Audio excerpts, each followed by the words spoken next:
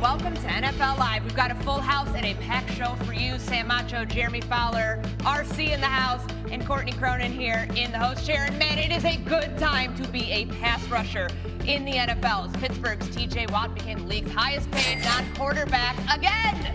Watt agreed to a 3-year, $123 million contract extension, his $41 million average per year, setting the floor even higher for pass rushers than the deal signed by Cleveland's Myles Garrett that pays him $40 million annually. Watt joining Garrett, Houston's Danielle Hunter, and Vegas's Max Crosby as the league's top edge rushers who got the bag this offseason. You see the numbers there. Watt had 108 career sacks, which ranks third most through 8 NFL seasons since sacks became official in the early 80s, only trailing Reggie White and DeMarcus Ware. And check this out, that number I just mentioned, 108. There is significance to it. 108 career sacks, and he received $108 million fully guaranteed. So exactly $1 million per sack. Incredible stuff here. RC, I'm going to start with you. Beyond TJ Watt, I know your Steelers have been super active this offseason. What do you make of Watt's payday and what it signals for Pittsburgh's approach this season? Yeah.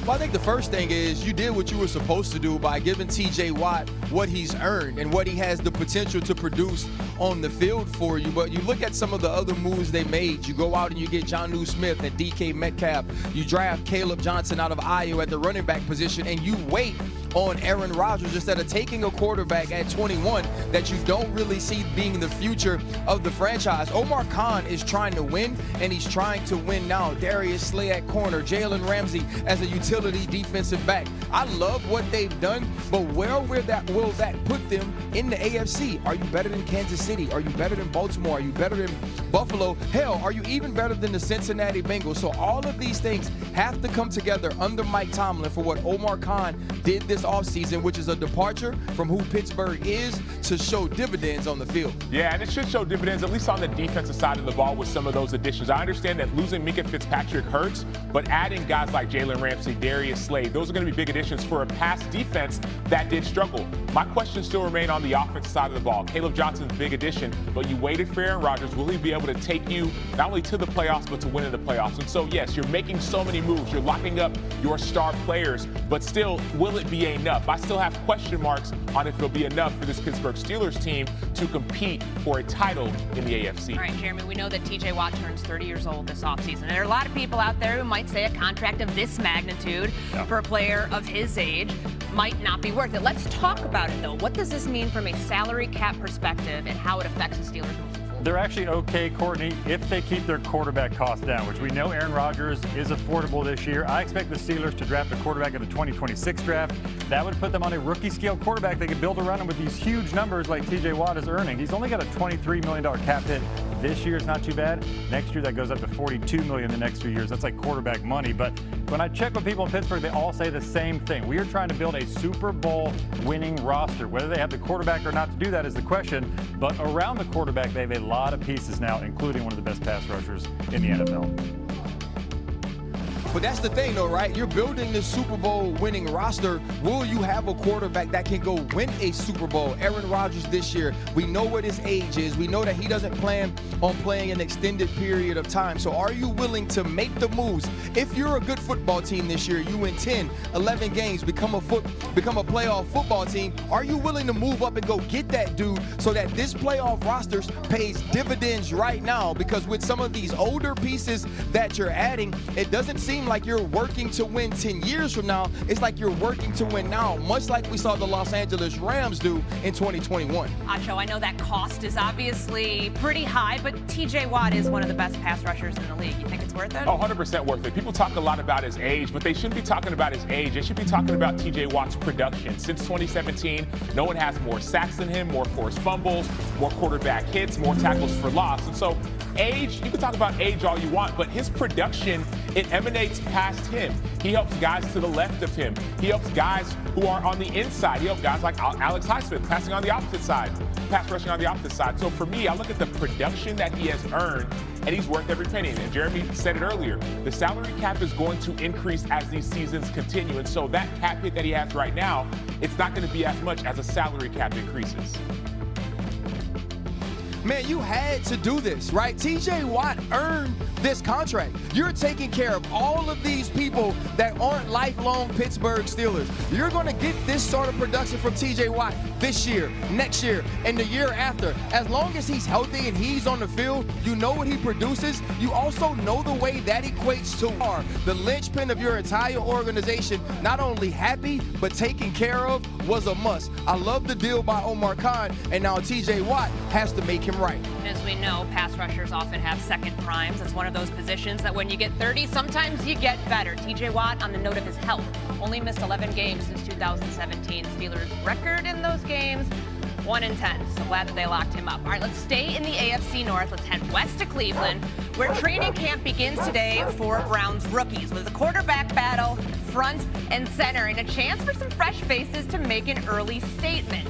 Defensive tackle Mason Graham, the Browns' first-round pick, walking into the building today. And speaking of that QB competition, there's Dylan Gabriel. So Browns have had their fair share of quarterbacks over the years, so stop me if you've heard this before. They have fielded a total of 40 since returning to the NFL in 1999, the most in the league.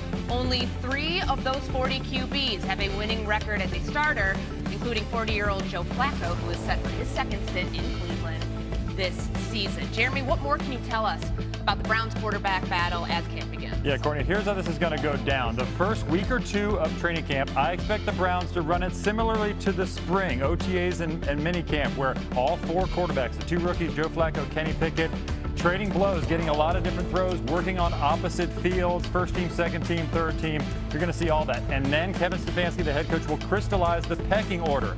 I do expect Joe Flacco to be in the mix there. He's certainly the incumbent, probably the favorite at this point. And Shedeur Sanders did impress in the spring. Like, he was willing to throw the ball in tight windows.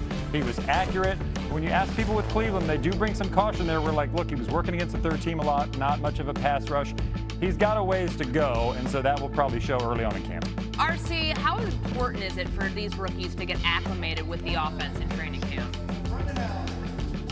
Well, first off, guys, I think I can hear you, Courtney, but right behind me, UFC 318, they're having soundtrack for the weigh-in, and I don't know what the hell we're talking about, but I think we're talking about Cleveland, so here's what I got.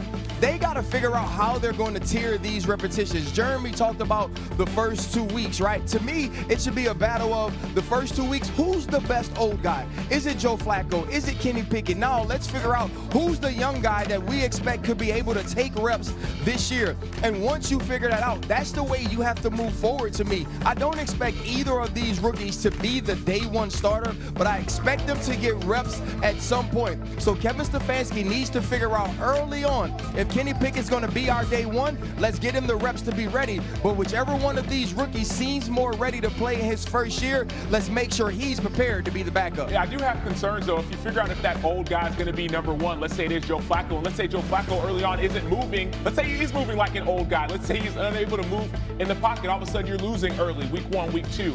If a guy like Shedeur Sanders, who is a quarterback who talks about rhythm and timing, he's not necessarily elusive per se, but he fits in Kevin Stefanski's scheme.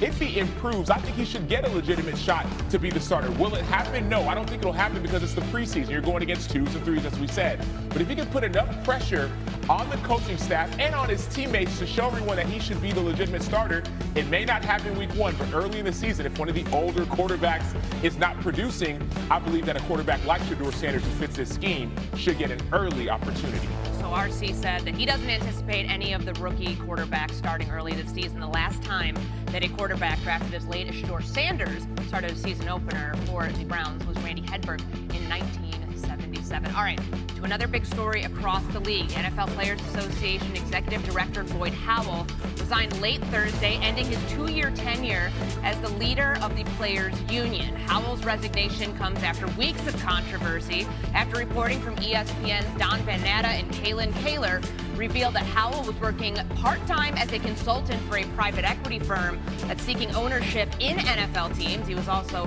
once sued for sexual discrimination and retaliation while working as an executive in a previous job. So, Jeremy, a lot to digest here. Yeah. What does this mean for the Players Association? This means relief for a lot of people inside the building in Washington, D.C. at the Players Association.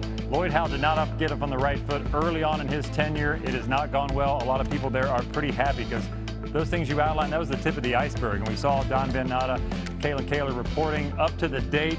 There were strip club expenses that were involved and alleged here that came out today. So the hits have been coming almost daily. And so now my sense is the NFLPA will want to get back to its roots a little bit. You know, they have some internal candidates that could be in an interim executive role. Don Davis, who represents the players, is one name that comes up pretty often when you talk to people there. I've even heard maybe DeMaurice Smith could get back involved. This whole process has made him look like Patrick Mahomes a little bit in comparison to how badly this went with Lloyd Howell. So the next ball to drop to is J.C. Tretter, former player who's been heavily involved. He's believed to be really tied to the hip a little bit with Lloyd Howell, that he was supporting him at one point. We'll see how that goes. There's also some controversy about how Lloyd Howell came into position here, kind of a secretive process for how he was elected. There's no CBA negotiations, though, for a couple of years, so obviously a pretty tenuous time within the Players Association, but they do have some time before they figure out what their leadership structure is going to be. And we're just getting started here on NFL Live. Up next, an update from Chiefs wideout Rashee Rice. Still, Green Bay has not drafted a wide receiver in the first round since 2002. In fact, the Packers had gone 22 straight drafts without taking a wide receiver, tight end, or running back in the first round, which is the longest streak in the NFL since the common draft era began in '67. And of course, the timing couldn't be any better for Packers fans who watched their wideouts drop 25 passes last season, most in the NFL, and their most in a season since at least '06 when we started tracking drops. Green Bay wideouts also ranked 20th in targets, so a lack of drops despite a lack of targets. Welcome back in here to NFL Live. Jeremy, I'm starting with you. We know Christian Watson is a big part of the Packers receiving corps, but he's going to miss some time. He tore his ACL in Week 18. What can you tell us about where he's at in his recovery? Courtney, I've heard he's had a good summer. He has been on football fields. He's been running around, even running a little bit of routes. So he looks ahead of schedule based on the eye test, but the Packers are notorious for taking it slowly with their top players coming off of injury. So I'm guessing he'll be off to the side, working his way back onto the practice field in camp, and then they could put him on the reserve PUP list where he missed the first 4 games. So they feel pretty good about the depth they have at wide receiver, 6 to 7 players they can go to. They'll eventually work Watson back into action. Yeah, and they're not. If I'm them, I'm not so worried about Christian Watson and/or his health right now. That's why you went and you drafted Matthew Golden in the first round. Oh, by the way, in the third round, you went and got Savion Williams out of TCU. There is a lot of depth in the wide receiver room for the Green Bay Packers. And so even whether it's a guy like Jayden Reed, Romeo Doubs, so I got a chance to watch him train in the offseason, hearing a lot of great things about him.